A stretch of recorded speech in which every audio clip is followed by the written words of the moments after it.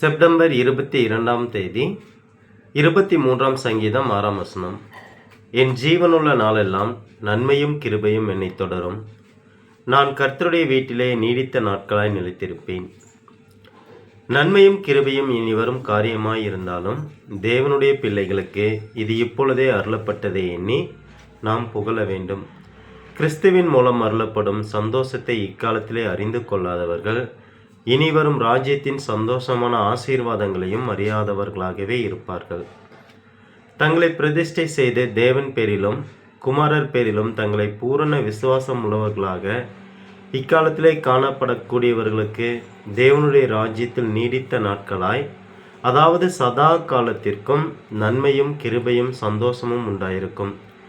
இவையாவும் இனிவரும் ஆசீர்வாதங்கள் என்று தேவ பிள்ளைகள் எண்ணாமல் நாளுக்கு நாள் நன்மையும் கிருபையும் நம்மை உற்சாகப்படுத்தி பலப்படுத்தி